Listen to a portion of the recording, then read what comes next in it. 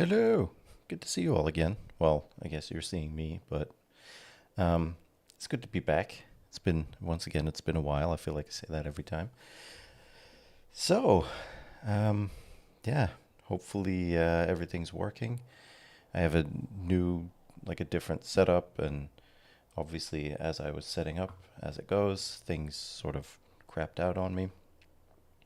So I was fixing things up till about 10 seconds ago, but with that said, yeah, I'm gonna try and mix in some desktop audio as well because we're doing audio reactive stuff, and we'll see how well it works. Let me know if there's any issues in the comments. That'd be great. And other than that, good to see you.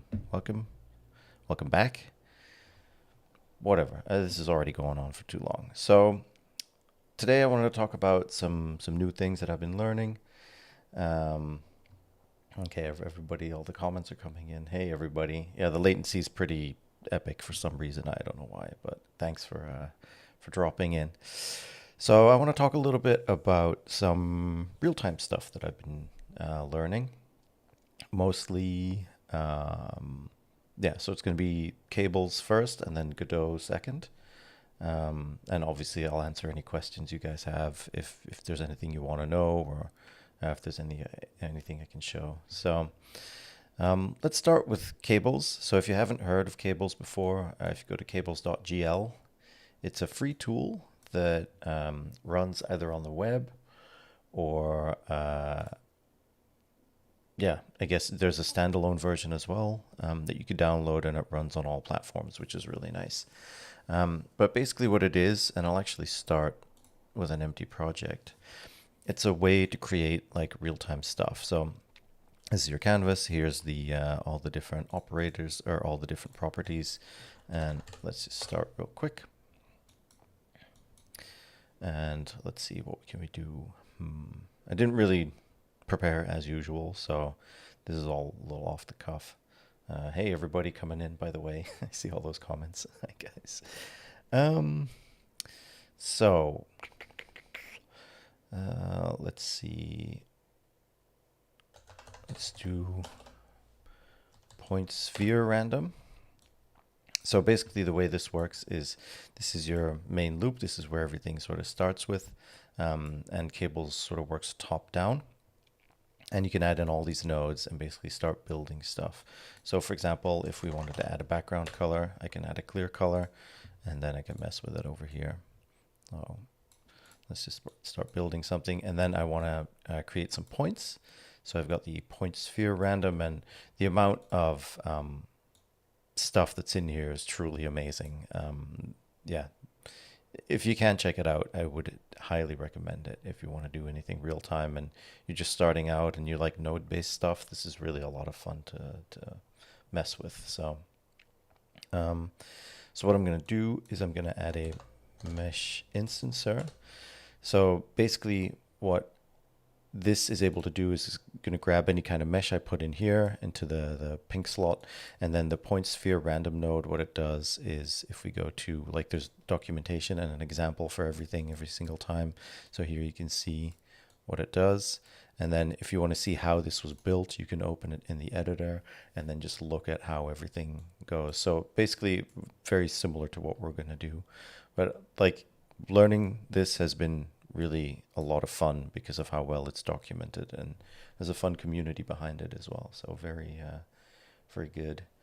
So I don't really have anything in here yet because I still need a geometry. So let's grab some cubes. Who doesn't love cubes? There we go. And you'll see nothing is being drawn because the cube still needs to be triggered. So these are triggers. I guess the word triggered is a little loaded nowadays, but the cube needs to be triggered. So if we plug it in here, then they'll show up, and it's huge. So let's make them smaller, 0.1, 0.1, and then you get a whole bunch of cubes that are randomized by this set of points. So it's very much like something like in geometry nodes or in Houdini. You spawn a bunch of points, you instance a bunch of cubes on there. And it's cool because this is all running in WebGL, and it works really well. So we can change our amount of points. We can change the sphere size. So it can be really big or really small. change the seed and all this kind of stuff. And sometimes what I do is if you set the sphere size to 0, but then you set the random distance from sphere up, this is basically almost like a volume rather than on the surface of the sphere, so you can mess with that. And let's say I'm going to add in some orbit controls. And that allows you to actually look around and play around with it. But yeah, you can have a camera in there that animates and all that kind of stuff. So it's honestly, I don't know how much time I'm going to spend on cables right now. I don't know why the frame rate is so low, but I suspect it has something to do with the fact that I'm recording and streaming and all this stuff. Usually it's really, really fast. So, but it's cool. You can do a lot of really, really cool things with it really quickly. So rather than boring you with starting one from scratch, I'll show some of the ones that I've made. So this is the first one I sort of made, and the viewer is on the website as well. It's really cool. There we can see full screen. There we go. So I'm generating a plane and then using noise texture to like displace it, I guess, and then just draw it out. And it's not perfect, but it works. You know, it's a lot of fun. So yeah. And I mean, the cool thing is that if I'm sharing these, you can always open them up in the editor and look for yourself how I did it. So feel free to mess around with these and fork them and play around with them. So good times. See, this is another one. This one's audio reactive, and here we'll see if my audio setup is working properly. So I think the latest things that people have been seeing from me is from a while back is a lot of the point cloud stuff. I'm trying to find ways to set that up in real time. So this one, I don't know how well you can hear it. Let me know if it's too quiet, then I'll increase the sound a little bit. But basically the point cloud is like dancing to the input of the sound, which is really cool. And really to give you some context, I guess I kind of jumped into it. The reason I'm doing this stuff is basically I've been VJing a lot more in the last couple years, 2 years, 3 years, something like that. And it's been a lot of fun being like on tour, I guess, for some stuff and doing some bigger events as well. And a lot of work culminated in a really big event. No sound. Okay, so let's try it. Should be better now. Let me know if that's better. If it's too loud, I'll turn it down a bit. There we go. Cool. Yeah, I'm trying not to have the sound overpower it, but yeah, we'll see. You guys can just keep me in the loop. But yeah, so the idea was we had done work that culminated into a really big job that was for an LED wall that was 30 meters across by 5 meters high. And just re-rendering stuff over and over and over again for different formats is starting to get a little old, if I'm being honest. It's tough. It's a lot of work, and it just got me thinking, like, is there a way I could start building things that are resolution independent that I could use anywhere, and that could be audio reactive as well? I guess that's like the bonus points. So we'll see where this all goes. But yeah, I mean, like I said, I've been messing around with stuff. Like this one's kind of fun. This one isn't online yet. Here it's just bringing in a GLTF. So like the full process for this was I used one of those online AI tools to generate a mesh of a daemon and then threw it in Mixamo and then exported the GLTF animation, the animation to a GLTF, and then threw it in. And you can see in the editor, it brings it in. So here, this is all the post-processing. And then here is the GLTF scene that you bring in. And it's just trying stuff. It's interesting because obviously I'm coming from a rendering point of view, so I'm having to go from anything is possible as long as I hit render and it renders to like what is possible in real time, and I'm obsessed with keeping it at like 60 frames a second for some weird reason. Um, but yeah, it's just experiments and it's fun. Like even just simple stuff like this, just to see, how the particle system works and how depth works and how you can map stuff to it, and it's cool. Yeah. So I don't know if this one's online yet. And this one's kind of fun. And this kind of started me down another rabbit hole. So I have a PlayStation controller here, and oh, it actually worked from the first time. Nice. So here, actually have particles, and we can play that if we want. I don't know if anything is going to play.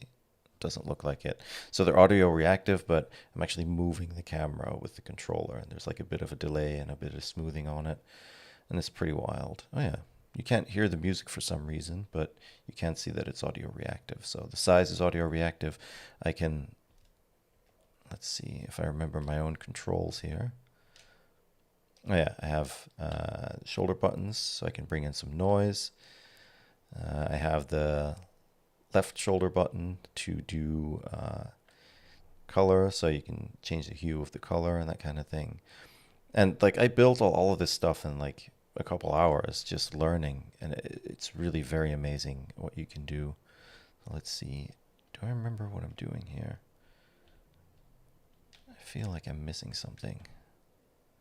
What are my controls? Yeah, I built this a while back, so you'll have to forgive me. Oh, there we go. So I have a control to like blur it in and out as well. Is it working? Is it not working? I don't know. I know I was messing with this towards the end at some point. Come on, unblur, dang it. Is it this one? I can't even remember. Yeah, something went awry there, but that's more my fault than anything else. There's a reason this one isn't public yet. So, yeah. So yeah, that's just a very quick rundown. Cables is free. Yeah, somebody's asking if it's free. It is free. It's 100% free and open source. Here, I'll show you this last one as well, which is kind of fun. This is like, takes me back. I didn't mean to make iTunes, but it sort of just ended up being that. Something I stared at a lot as a kid, but and this is a track that they provide that you can play around with, just to see how the audio reactivity works. But it's fun. This one's online as well, so if you want to mess with it, you can open it in the editor and you can see how it's all set up. And I'm definitely not saying that any of these setups are like perfectly optimized. There's a good chance that I'm still, yeah, missing things or not getting things right. So, yeah, I'll answer some questions. If there's more questions, keep them coming, and then we'll switch over to Godot to sort of see what I've been doing there. This kind of got me into it, and then from there, I was like, I wonder if I could push things a little further in Godot.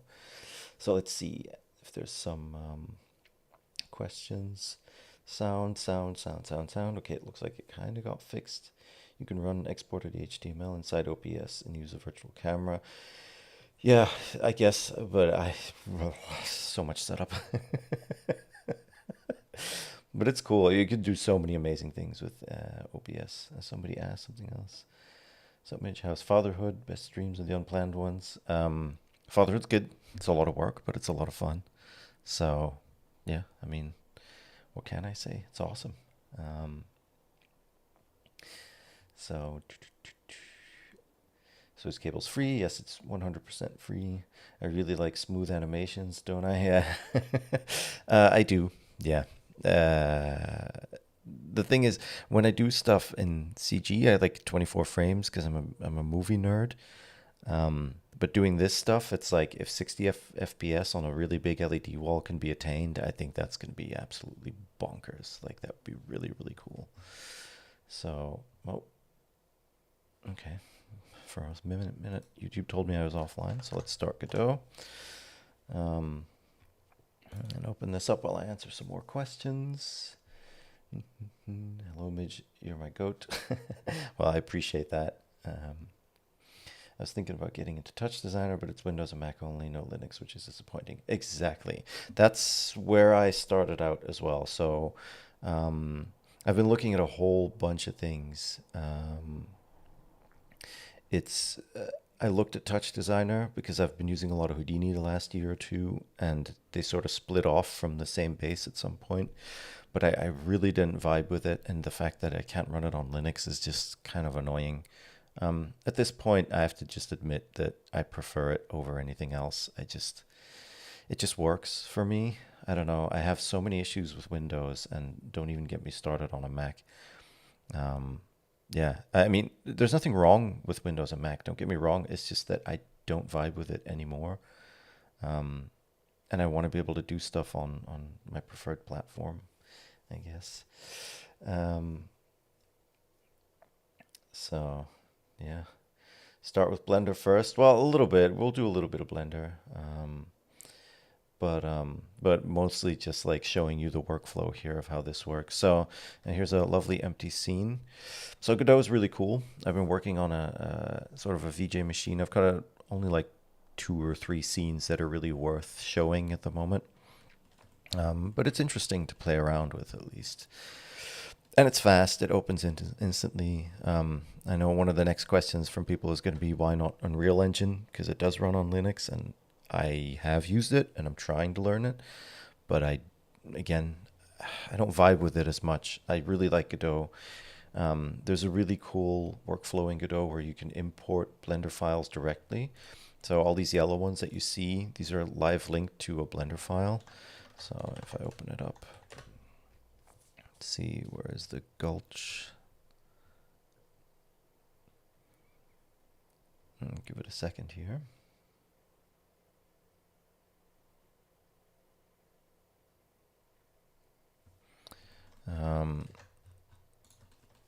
So here you see the Blender file.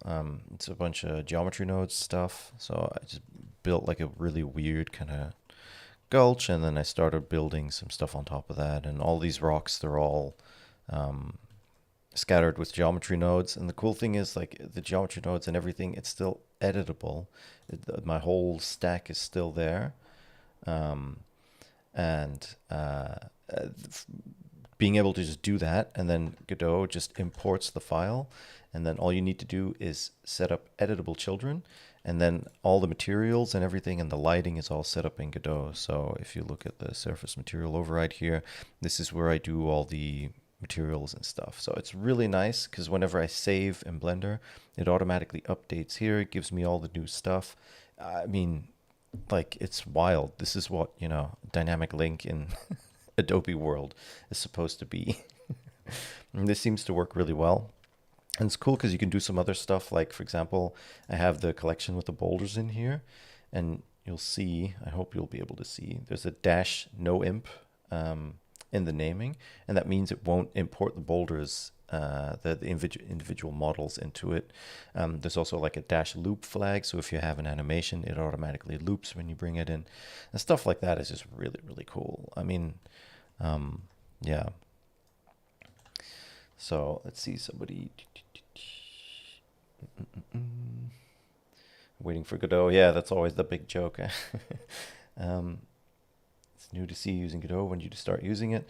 I've been messing with it on and off for the past year or two, I think. But in the last couple of weeks, I've really started using it like properly, like really getting into the weeds with it. Um, Learning programming, that kind of stuff. Because that's the cool part. Like, for example, this, you'll see up here in this scene, it's called Tile Gulch, and then the actual scene is empty. Because what I can do is, so in a game engine, for example, I want to do an infinite loop, right? So this is something that's very easy to do with a rendered scene, like a normal video, because as long as your animation fits perfectly, then you can loop the video infinitely. But this is all being rendered real time, and I can actually show you. Let's run this one. There we go. Never mind those particles that they're in there, but they're supposed to be doing stuff. And you should be able to hear the music, hopefully. And I'm trying to work out what the best sort of elements are to make audio reactive. Obviously, stuff that lights up is really cool. But this is a full 3D scene, and the cool thing is I can make like a tile of a scene that tiles perfectly if you put them, more further in the y-axis. And then the script that I showed you very briefly, basically all it's doing is it's moving those scenes, and whenever it's behind the camera, it despawns it and it spawns a new one in the back. So that way, and the reason I'm doing that rather than moving the camera and spawning them is in a game engine, or well, in any 3D application really, or like visual 3D application, let's put it that way.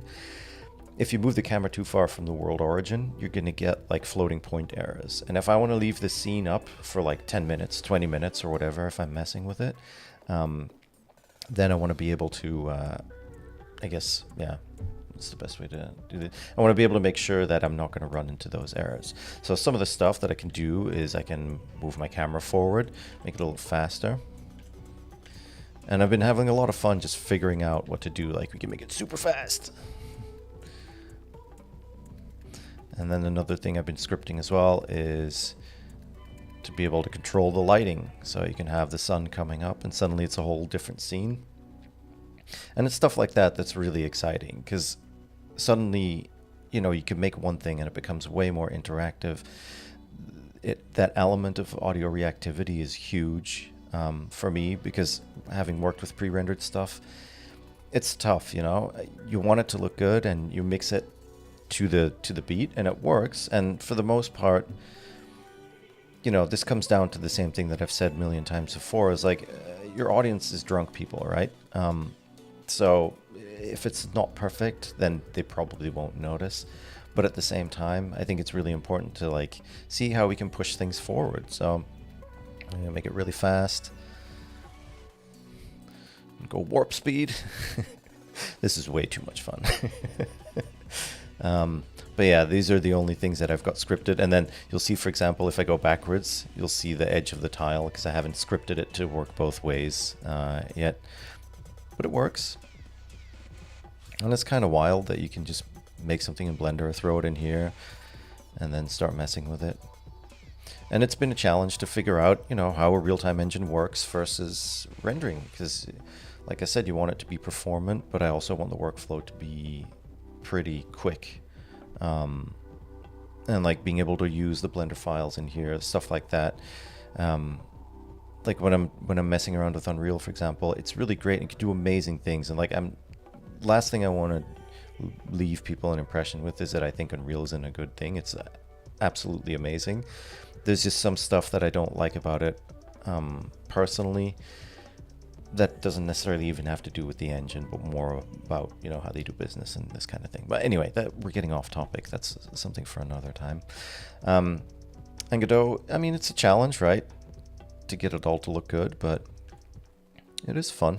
So we'll see. And then, we can move the light over to the other side. And then it's scripted that when it goes down past a certain angle, the light actually goes dark. There we go. Now we're in the dark again. We can start moving. So I'm trying to we have a show on the 31st of January in Antwerp, a free show at an event called Bring Your Own Beamer here in Antwerp. So if you're from the neighborhood, if you're interested, we're going to do a live show, and I'm trying to have a real-time set done by that point, because my dream is to be on stage with the guys with just a controller and just having fun with it and vibing with it and seeing what happens. So we'll see how that goes. But yeah, do some warp speed. We can do another one. Let me turn this off. So this dance one is kind of fun as well. There we go. Yeah, it's going to be a little bit flashy, so if you have... this is a seizure warning, I guess.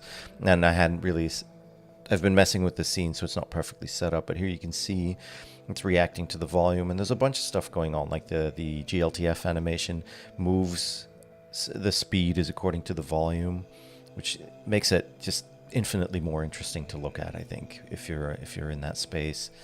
And then this one doesn't have a lot of controller interaction built in yet. I can make the camera go faster.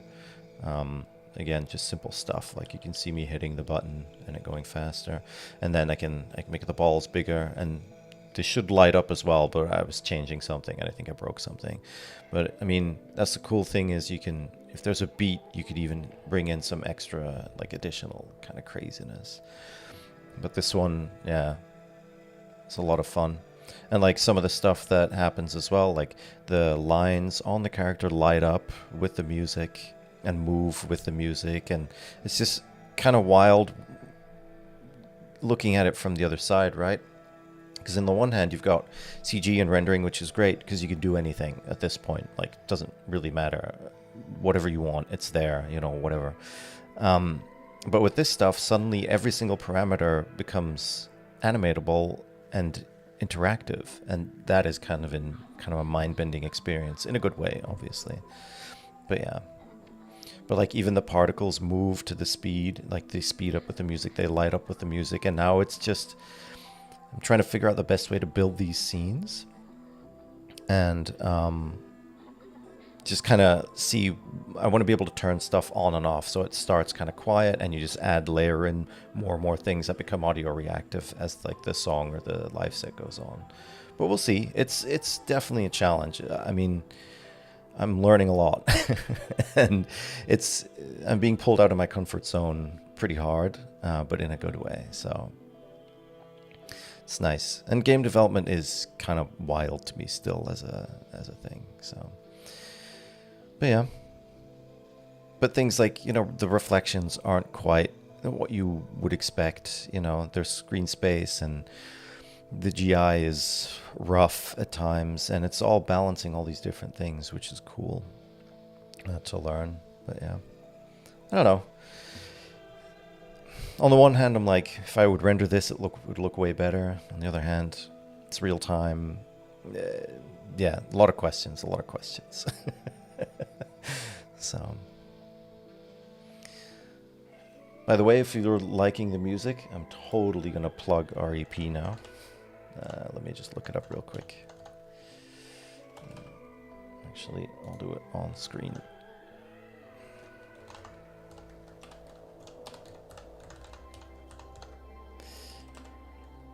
Because I have 3 music videos that are ready to go that we just keep postponing, and we just need to put them online.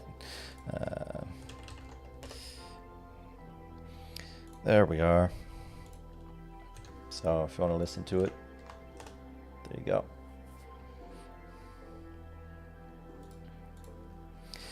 Let's see if there's any questions.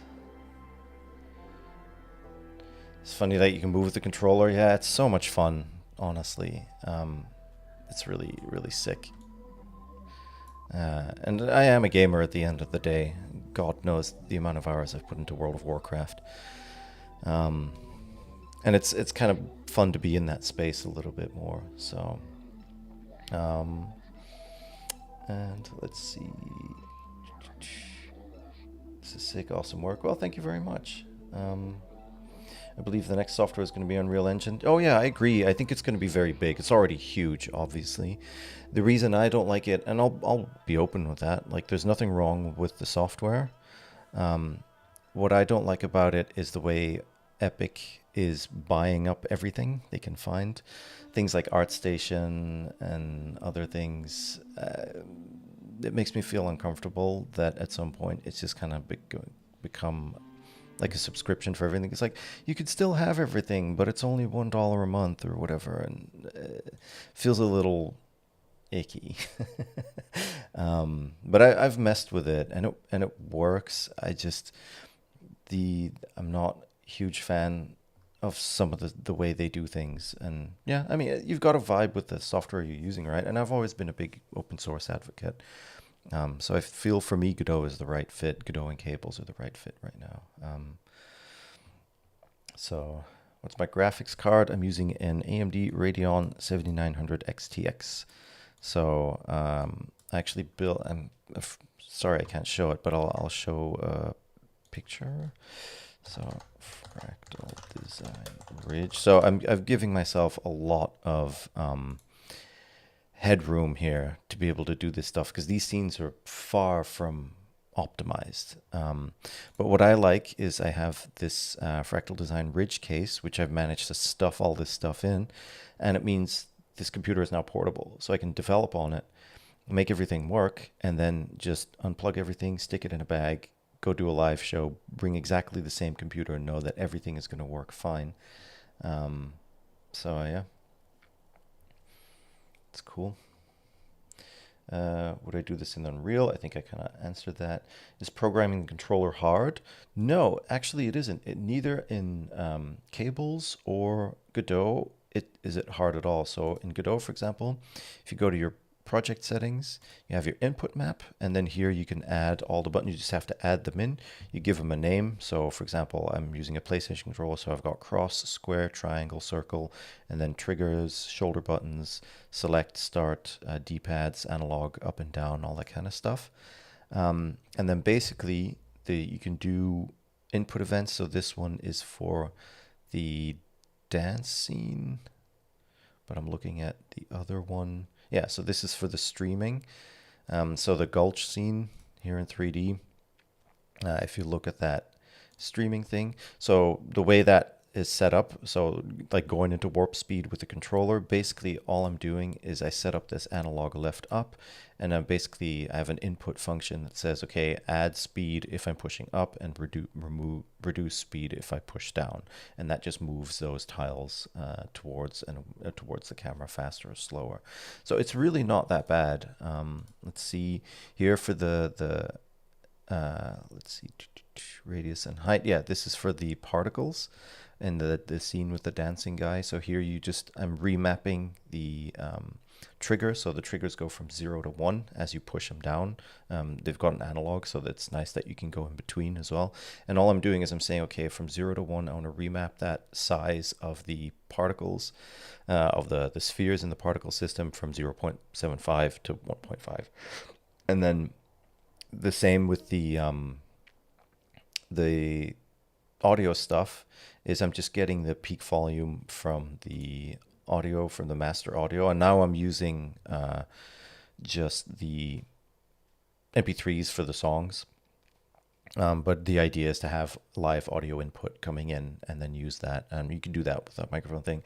And then basically you have this like dB to linear function. All that does, it's built in, and it basically gives you a volume from the very bottom is 0 to 1, and you just get a linear value that you can use and mess with. And again, you'll see I'm just remapping it to stuff and adding strength with the triggers. So here we go. This is what the problem is. There's a 7 in there. So no, this is the wrong scene. So if we do the dance scene again, now it should work. Yeah, see, now the lights are coming up. So I just had a typo in there. And yeah, it's really cool because you can mess with it, but you can kind of be in between. So you can kind of have it to the music.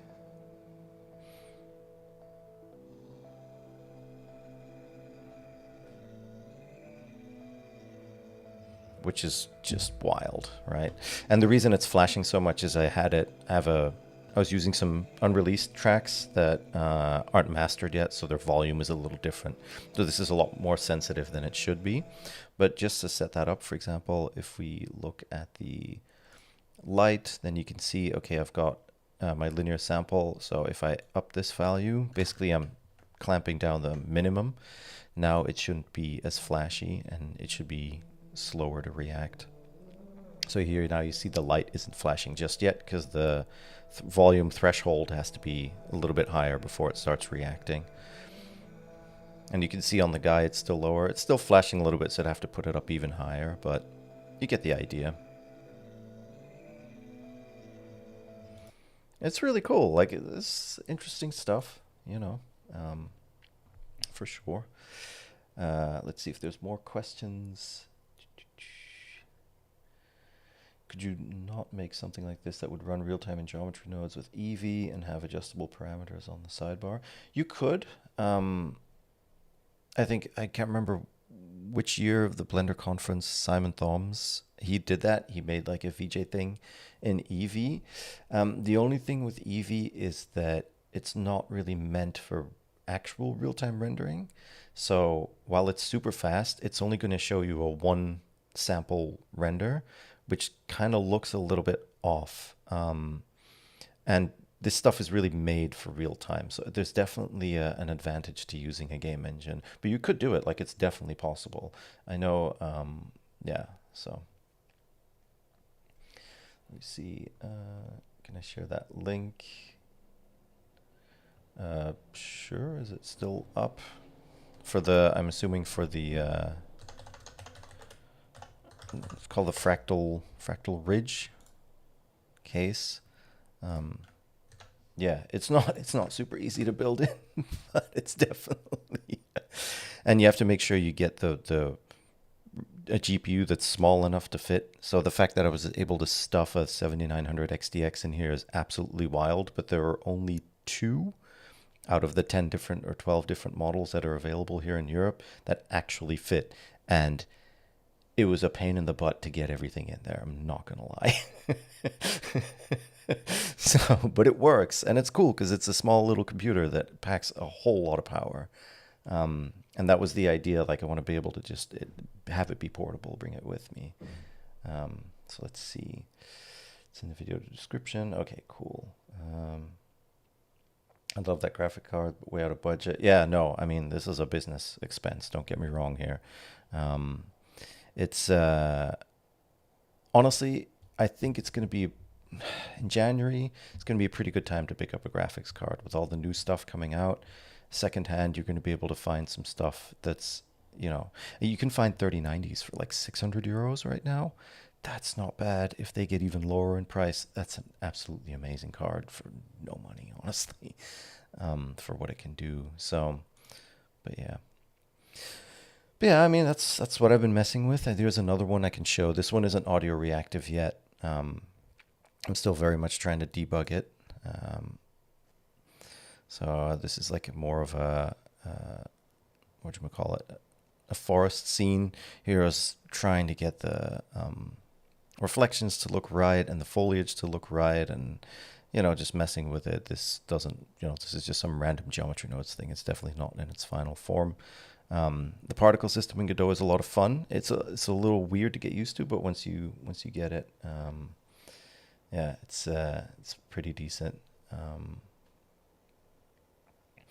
So yeah, but it's cool. And one of the things that I really like about Godot as well is it's kind of like live-ish. So not necessarily the scripts, but for example, if I change the color of the spotlight here, you'll actually see it live in your debug thing, which is kind of wild. So it's kind of like a rendered view. You have to restart it every now and again because if you change too much stuff, it can get a little confused, which is very understandable because it's trying to do all these things like in real time. So if I set this to like 1,000, you can really go crazy with it. So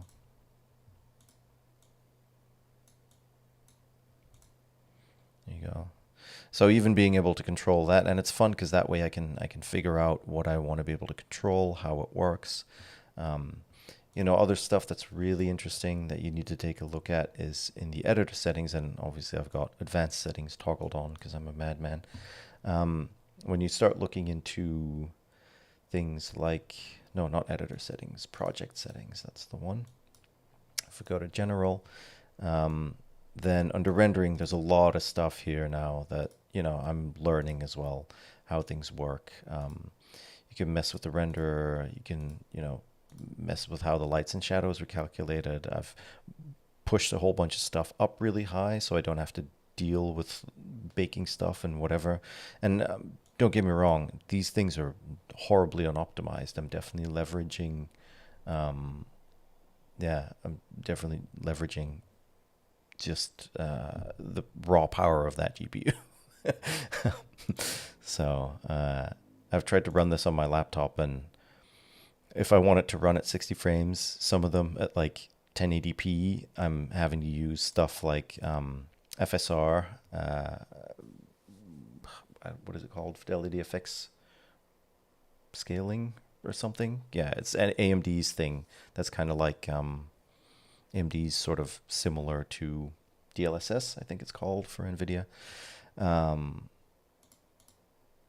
So yeah, it's so many settings. Good Lord. Like at this point, like I'm trying to learn. See, you'll see a lot of this stuff is set to high. And then every now and then I'll do something like, let's see if we open up the gulch scene, for example. This is a good one. And then we get the music again. But one of the things I had in this tile is I turned on a whole bunch of lights. And I don't know if they'll show now. Probably not, because it's loading it in dynamically. Let's see if we move it, if it loads in the new version.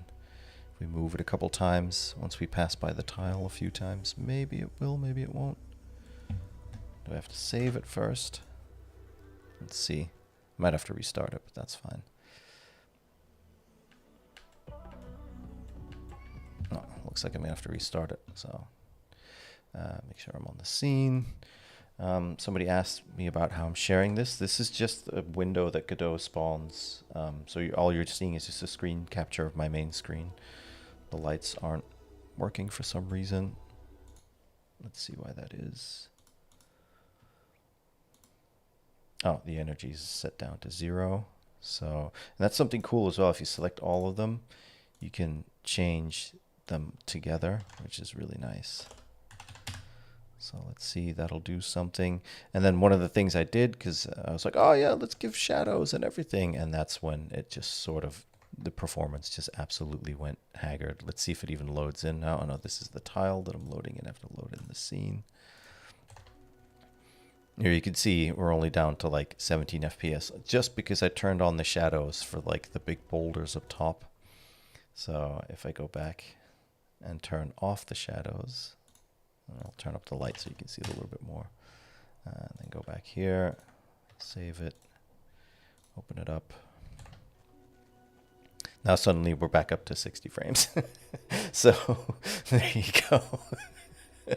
It's like interesting things that you learn. Shadows are expensive in real time.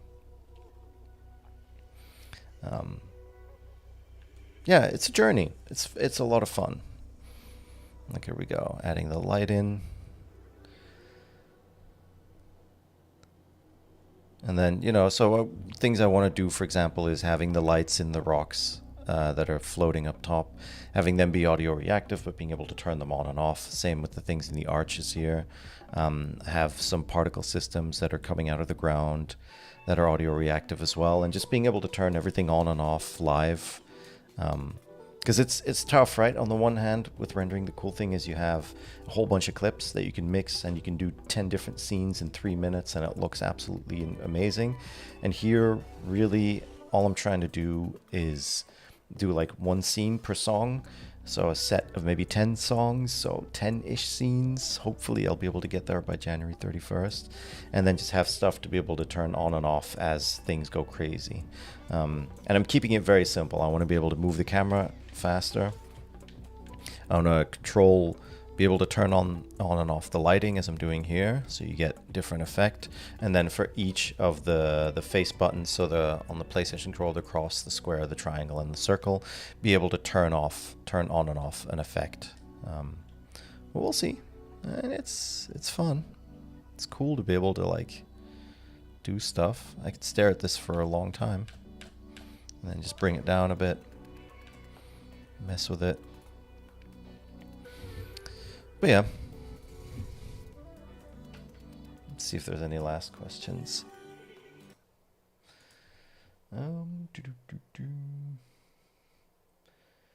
Better start saving it. I could use a lower spec of graphics card for sure if I started learning some optimization. I completely agree. But for me, it's just like I'm in a learning phase, so I just want to be able to iterate super fast, and then I'll get to learning optimizations as I kind of need to in the future, because obviously I want to be able to run this on an even smaller computer or a laptop or something. That would be ideal.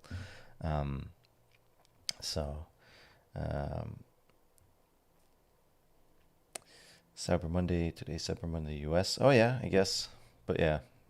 Don't know how good those deals are or aren't, but how are you outputting this? Are you texting, sharing when displaying on screens? I mean, the idea is super simple. Yeah, whenever you build this, you just get a single binary. I have an older version of this project. I'll see if I can open it. I'm not sure.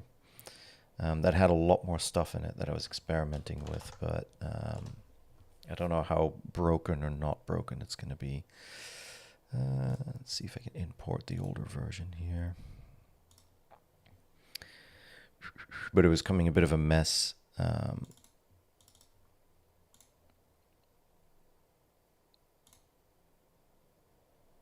So let's see. There's a lot more in here, but and I'm happy to show it. It's just that this one's really slow, and there's a bunch of stuff that's like all messed up.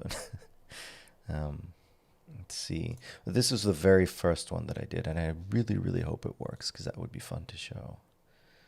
The first scene where I was like, okay, this could work. This is interesting. So this is just very simple, like a scene with a pillar, and then I can have the particles, have the controller kind of mess with them. So have stuff to music and mess with it, and yeah, I'm even changing like the FOV of the camera, and you can have the particles light up a little bit or go completely crazy if you want to, depending on how hard you push the trigger, and it's stuff like that. It's just kind of insane. So this is the first proof of concept that I made where I was like, okay, this could actually work.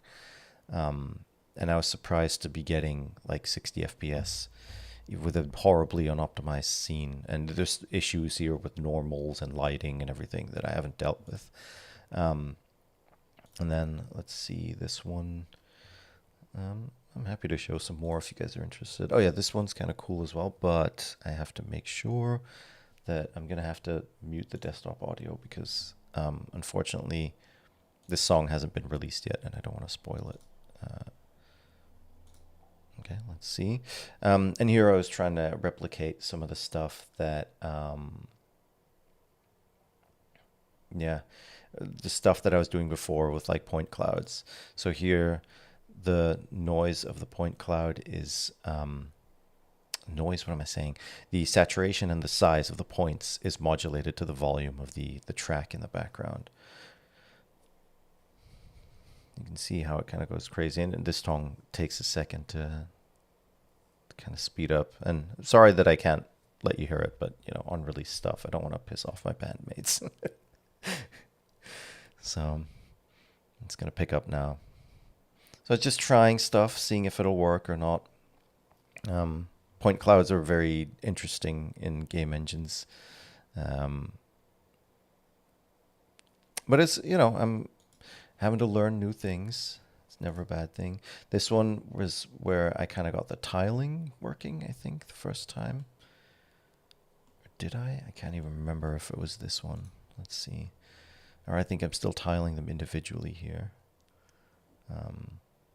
So this was, this is just trying like some tune shading and other things and just very quick like geometry node setups to see if everything works. And this actually, on this one I figured out like the Blender workflow, the being able to save the file, bring in the Blender file, and then make the objects editable and do all the materials in Godot, which is a little bit slower than in Blender because you've got that great like node tool where you can just select your things and bring it in. And that could work here as well if I wanted to, but I like being able to tweak stuff and things in the application that's going to render it finally. So, and here you see it kind of jumps every, I don't know if it's even visible, but it jumps every now and then. And this is still three individual tiles that like jump around rather than spawning them in and having them move at a constant rate, which causes like some visual artifacts that again most people won't even notice, but I do because I'm looking at it the whole time. That's how it goes, right? I think that's pretty much it. I don't know.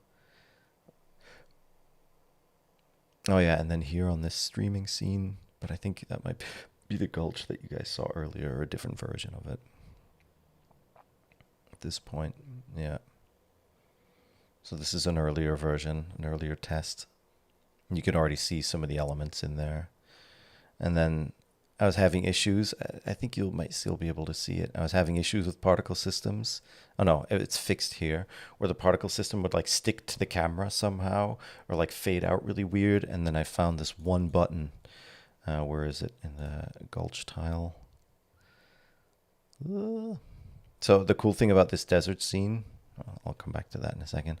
And there was this one button, I think, transform. Where is it? GPU particles. This one in drawing, turned on local coordinates. Suddenly everything worked, and I was like, "Oh my god!" So sometimes you just have to mess around until you find things that actually work. So it's cool. This one, yeah, has a bit more toon shading in it. There's really great toon shaders as well. This is like, and Godot is a growing ecosystem, which I really like. There's a lot of people using it.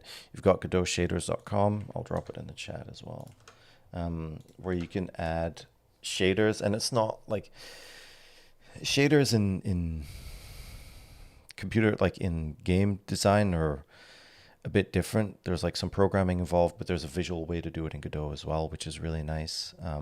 But there's so much stuff here, which is really cool. And I got that outline.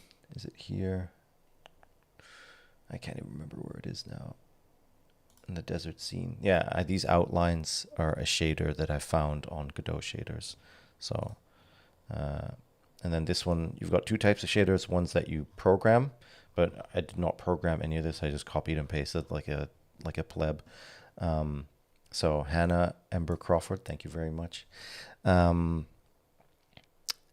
that one was from Godot shaders. I think I can show you the one. Did I close that already? Yeah, looks like I did. So there we go. And then was it outline? Let's see.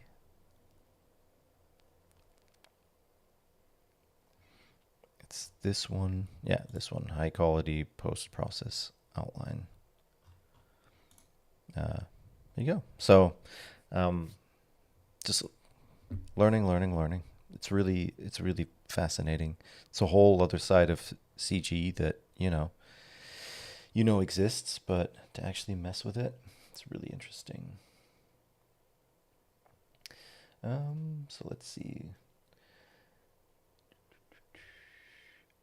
So where were we? Wobble windows? Yeah. I've been using KDE lately. Wobbly windows are a lot of fun.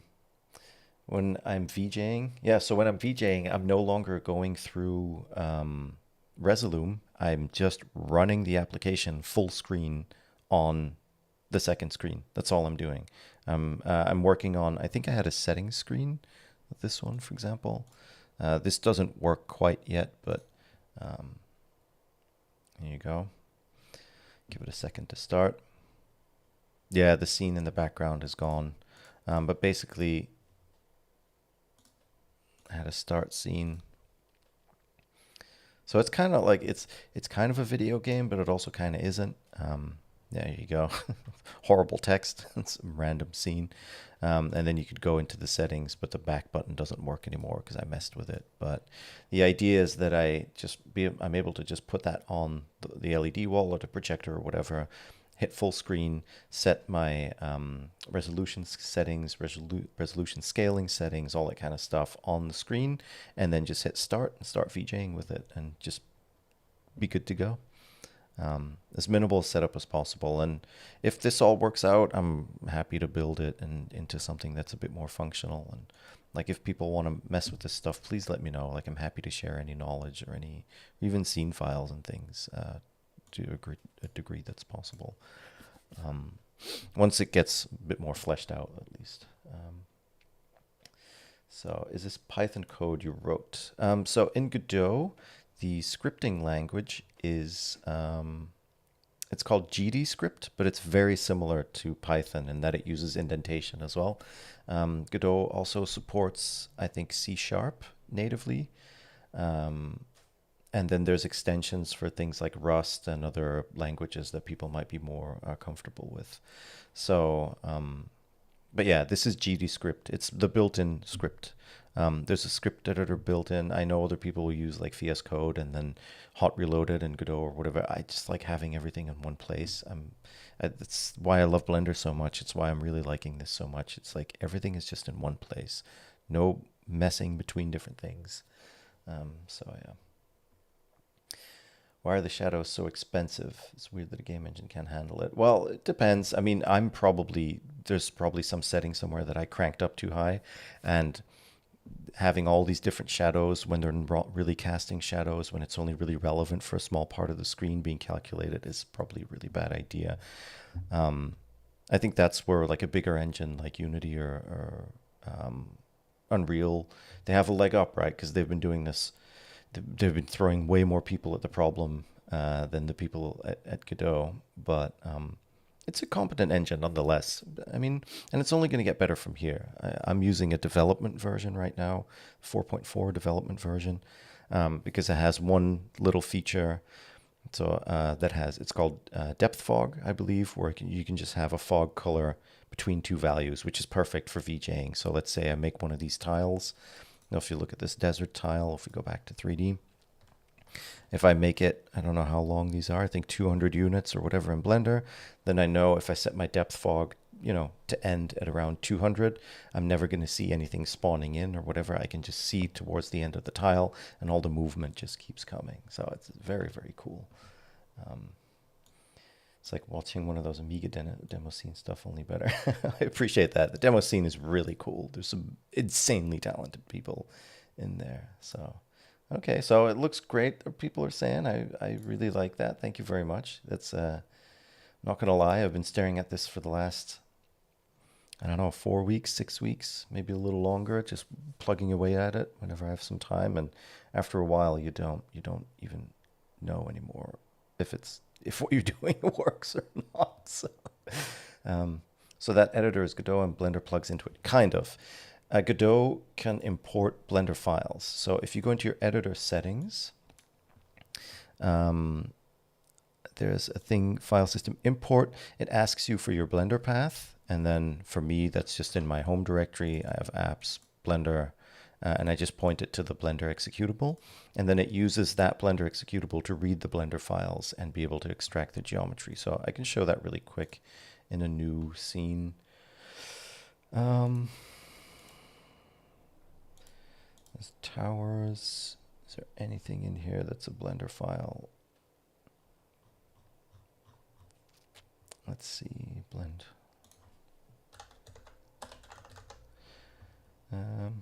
Oh yeah, the desert scene. So I can throw that in here. So that's just the Blender file. And then it comes in as its own scene. So as you see, when you bring it in, it's not editable, but then you can say editable children, and then you see all the different objects that you had in Blender, and now they're editable, and you can assign materials to them and do stuff with them. And I mean, it's just great to see like two open source projects like this working together, supporting each other. It's wild. It's very, very, very cool. So, yeah. Hey, so happy to see you again. Thank you, Tiago. Good to see everybody here again as well. Toon shading looks clean. Toon shading is a lot of fun, not gonna lie. Until now, I've always thought it was pronounced Godot. I say Godot, I think, because I'm European and in Belgium, and I think Godot is the French thing. I don't know if it even matters. Just call it whatever. Peter asks, why Linux? God, I've been using Linux as my main OS, I think. Trying to think, probably almost 10 years at this point. 8 or 9 at least. I just prefer it over other stuff. I started on a Mac when I was a kid because that was what we had at home. And I went all the way up from Mac OS like 7 or 8, I think, all the way up to 10.5, 10.6, which I still think is like 10.5 or 10.6, one of those two. Is it Snow Leopard? That's, for me, the best version of Mac OS there's ever been. It's kind of gone downhill from there, I think, personally. But, this is just an opinion. People like Macs, that's fine. I use whatever you're comfortable with. And then I switched to Windows around that time because I was learning 3ds Max. And that was Windows, what was it? Vista, Windows 7, something like that, which was fine. Actually, one of those weirdos that really likes Windows 8.1. I thought that was the best version they ever made, minus that whole start menu thing. You just had to install a little app for a normal start menu, but other than that. Um, and then once I started using Blender, back in the day, Cycles was like 10 to 20% faster on Linux, which is the main reason why I started experimenting with it. And I just sort of fell in love with it because it lets me set it up the way I want and it stays out of my way and it doesn't bug me with stuff every 5 minutes. And it's stuff like that. Like when I use Windows now, it's like there's a script running in the background that has to bug you every 20 minutes, has to pop up some freaking notification that's like, "Hey man, I've noticed you haven't started using OneDrive." I'm like, "Yeah, because I don't want to. Leave me alone. Like, go away." And I feel like macOS has become a little bit like that as well. But again, I'm not hating on anything. I just really prefer Linux because I set it up the way I want it. It gets out of my way, and it just runs. There's no bullshit in the back. So yeah, that's a very long. So it's the integration with Blender, the reason you use Godot instead of Unreal Engine. So I kind of touched on that earlier. I like the integration very much. That's a big thing. I just like open source software in general. Um, Unreal Engine has started offering precompiled binaries for Linux the last couple months, maybe year. I can't remember when they started, which made it easier because I built it from source before on Linux and tried to use it. Um, but it's really big. It's just so overwhelming, honestly. And I would prefer something that's open source. And technically, Unreal is open source as well. But the main thing that I don't like about it is the way Epic Games is like buying up all these different websites and things. And like, for example, they switched to Fab, that new version of the website for all their assets. It's horrible. I don't know what the consensus is in the Unreal community, but like the Megascans Quixel Bridge was okay, but that Fab website is, no offense, Epic, it's dog shit. Trying to find anything on there is just horrible. Like, and I understand they want to have a marketplace. You know, they brought together the Unreal marketplace and all the Megascans and everything, so people can use everything. The idea is good, but the UI is just god awful. Honestly, yeah. And I feel like I'm going to get locked into it, and I don't like that. Um, from a technical point of view, Unreal is an amazing product. It's an amazing engine. If you want to use it, by all means use it. It's really, really cool. Being able to throw in super high-res assets, enabling nanite, having displacement and everything working, it's wild. It's very, very cool. Um, but it doesn't vibe with me, unfortunately. It's just the way it is.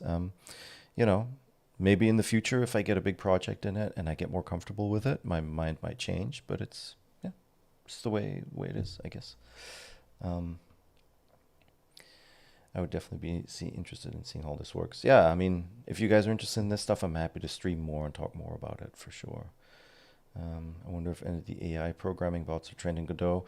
Well, the issue with some of those is there is GDScript in there, and I've messed with it. I've tried it, but you need one of the models that's super up to date because Godot version 3 to 4 changed quite a lot, and GDScript was updated quite a bit, and a lot of the syntax and semantics and stuff are a little bit different. So if you're using something like, what was I using the other day? Llama, that one only goes up to 2021, and Godot 4 has been only like the last couple of years. So the information you're getting is for the old version. So you need to make sure that you get a model that has the updated GDScript stuff in there. But yeah, it's cool. It works. My collection of legacy Blender versions is way bigger than your clean directories. Oh man, the only reason this is a clean directory is because this is a fairly new computer. But I get you.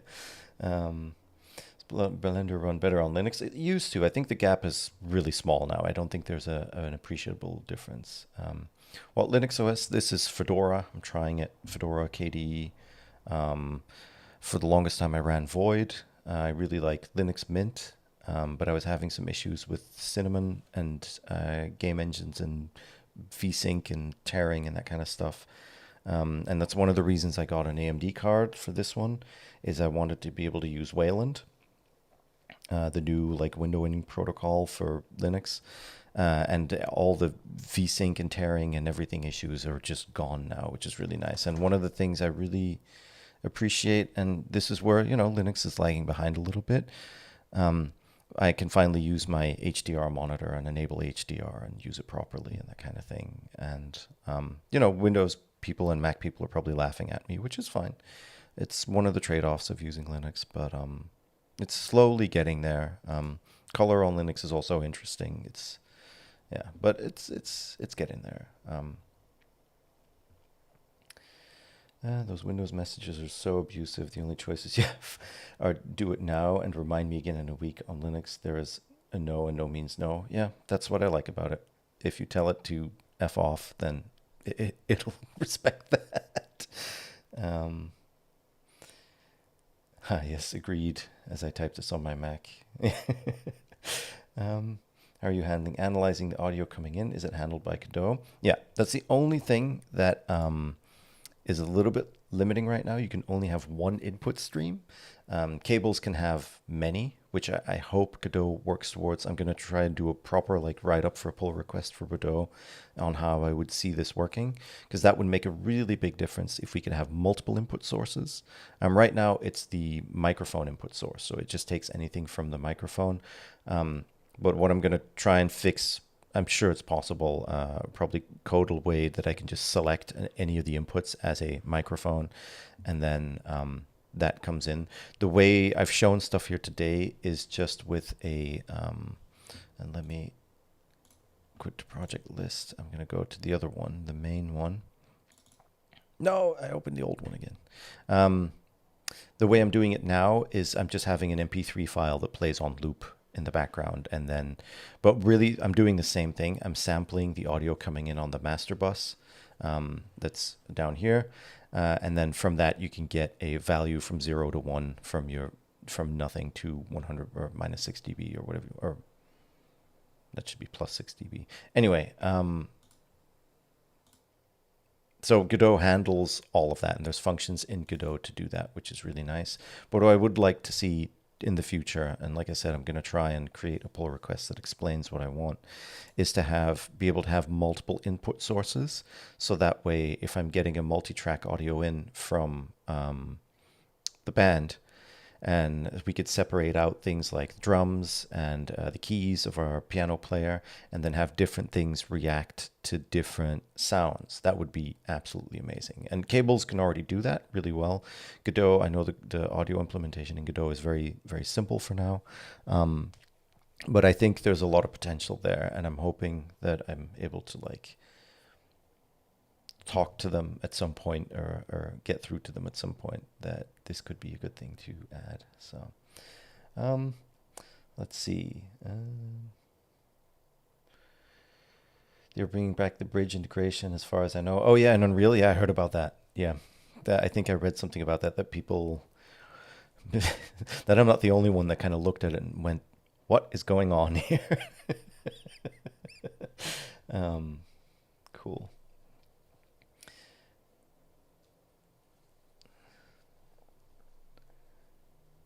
Bert, it's good. Thanks, man. Thanks, Bert. It's good to see you in here.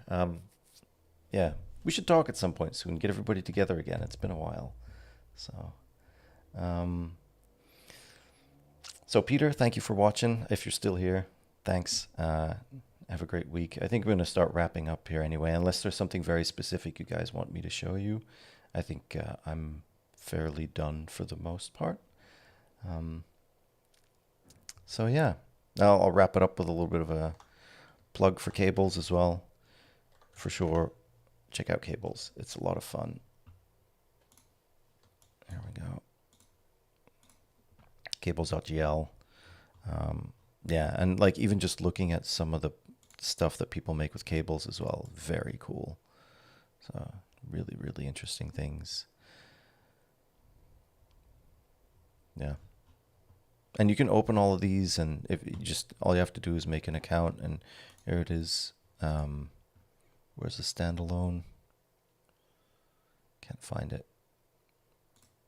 Where is it? Oh, well. Anyway, there's people doing a lot of really cool stuff with this as well. So, yeah, between those two, real time is fascinating. Let me put it that way. So, cool. See if there's any last questions coming in. And other than that, I'm going to...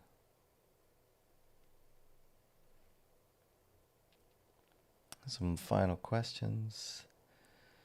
Is there going to be a digital art conference like that didn't happen through COVID? Yeah, we still do our weekly, this is for the locals, so cgif.xyz.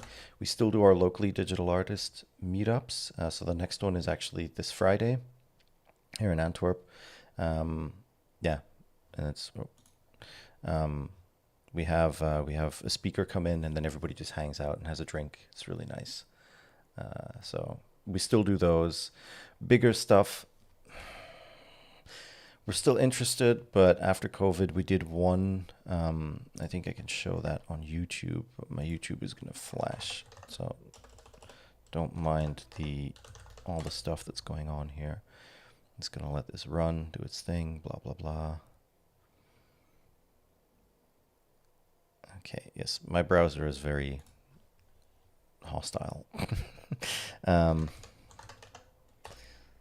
So we did a virtual one in 2021. There we go. Yeah, I'll throw it in here. But we don't have any plans right now to do one. So there we go. Yeah, Heinz, sorry you're joining at the very end. So yeah, that looks to be it for the questions. So I guess that's it for today. Thank you all very much for joining. I hope you have a lovely day, and I will see you in the next one. And I'll try to do more of these. I feel like I always say that, but I do enjoy doing this. So yeah, have a great day, have a great week, have a great weekend, and all that. And I will see you all later. Bye-bye.